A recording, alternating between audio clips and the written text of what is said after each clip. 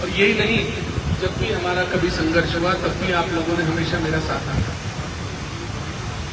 तो ये मेरी नैतिक जिम्मेदारी बनती है कि जहां मेरे भाई बहन धरने पर बैठे हों और एक ऐसे काम के लिए बैठे हों, एक ऐसे उद्देश्य के लिए बैठे हों जो सर्व समाज का मुद्दा है। बात ब्राह्मण की, बात किसी जाति की नहीं है, बात है एक ऐसे व्यक्ति की जिसे निर्दोष को मारा गया। किसी दोषी को भी सजा मिल जाए तब भी ये हम कह सकते हैं कि भाई ठीक है, किसी दोष था, कोई झगड़ा था, विवाद था, लेकिन एक व्यक्ति को अपहरण करके ले जाया जाए, उसे दिल्ली ले जाकर उसकी हत्या कर दी जाए, ये बहुत दुखद है। मैं कोई ऐसी बात नहीं कहना चाहता जिससे कि कोई भड़काने वाली बात हो, लेकिन जो ईमानदारी की बात है वो ये है कि बहुत ही ज्यादा घोर ही अन्याय हुआ है। ये क्योंकि मुझे पता लगा कि अरविंद पांडे जी जो हैं स्वर्गीय, उनके घर में छोटे छोटे बच्चे हैं, पत्नी है। इसके अलावा जो शासन से, सरकार से जानकारी मिली वो ये है कि टोल जो है जिनके पास पहले था वो निरस्त कर दिया गया और नए व्यक्ति को आवंटित करने के लिए शायद इसकी विज्ञप्ति भी निकाल दी गई। आपकी मांगे ये है कि भाई जो पूर्व में एम्प्लॉय थे वो सारे वापस रखे जाएं, ये बिल्कुल जायज मांग है।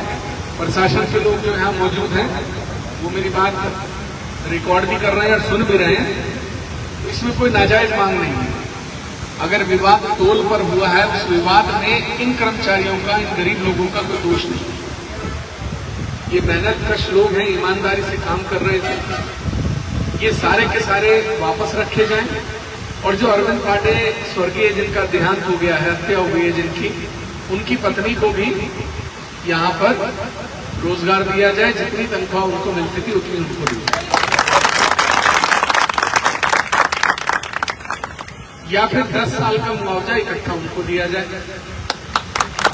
भाई ठीक है, आप ये कहेंगे भाई उनकी पत्नी को काम नहीं आता, उनको काम हैंडल करना आता था, चलिए तो लोग सीख जाते हैं, कोई बड़ी बात नहीं है। लेकिन अगर ऐसा भी नहीं कर सकते आप, तो जितनी तनख्वाह उनकी थी 12 महीने को इंटू करके 10 साल उसमें गुना कर दीजिए, जितनी बनती है उनको दे दीजिए, ये मुआवजा उनके परिवार को।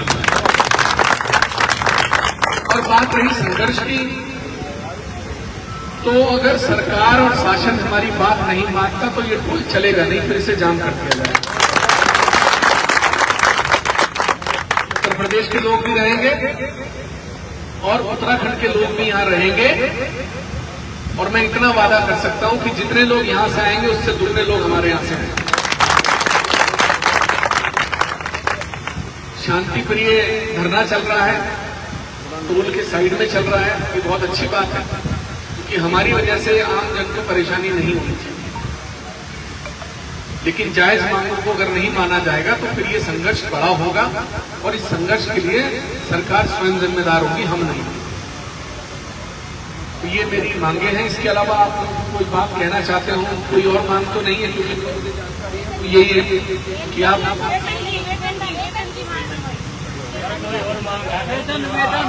वेतन तो देखिए, जब बात हम आपकी कर ही रहे हैं कि आपको नौकरी मिलनी चाहिए वापस से, अगर 18,000 तनख्वाह आएगी जो इनकी सैलरी आ रही है 35% इनको तो वापसी मांगा जा रहा है। नहीं तो वापस देने की जरूरत क्या है? दबे हुए क्यों? आप किस लिए वापस देना है? कोई जरूरत नहीं है देने की। जो तनख्वाह आपको मिलेगी अपने पास, मैं समझ गया आपकी बात। हमारे यहाँ भी होता है कि जितना वेतन देते हैं कि भाई किसी को 18,000 दिया तो उसे कहते हैं भाई इसमें से 35% कैश निकाल के वापस दे देंगे। कोई जरूरत नहीं है निकाल के देने की। और जो आपसे मांगे, आप यहाँ पे स्थानीय सब लोग हैं, इनको सूचना दीजिए और ये लोग मुझे सूचना दें। इनकी ऐसी तैसी उनको देखते कैसे मांग लेंगे। कोई व्यक्ति मजदूरी कर रहा है, मानक है उनके कि किसको कितना पैसा मिलना है, उस पैसे को कोई आपसे वापस नहीं ले सकता। यहाँ छपार थाने से या प्रशासन से कोई लोग हैं, जरा मेरे से आप बात करके मुझे जानकारी दीजिए क्या वर्तमान में। मेरा सभी लोगों से निवेदन है कि धरना शांति प्रिय रहे, और अगर सरकार हमारी बात नहीं मानती, शासन प्रशासन नहीं मानता, तो उसके बाद धरना आप जैसा करना चाहेंगे मैं आपके साथ हूं। लेकिन जब तक आपको शासन प्रशासन की तरफ से सांत्वना मिल रही है, उनकी तरफ से आश्वासन है और वो आपका साथ दे रहा है। दूसरी बात, एक वादी वाले की उनकी पत्नी मुकदमे में वो वादी नहीं है, मुकदमा ठेकेदार ने कराया है, उनकी पत्नी को वादी बनाया जाएगा और जो अन्य गवाह है वो भी जोड़े जाएंगे। ठीक है, बहुत बहुत धन्यवाद। और बिल्कुल चिंता करने की जरूरत नहीं है। मैंने कहा ना आपसे, जितने आप यहां आओगे उससे 2 गुने हम उधर से आएंगे और ये टोल चलेगा नहीं जब तक अरविंद पांडे को न्याय नहीं मिलेगा। इस बात को लिख लीजिएगा।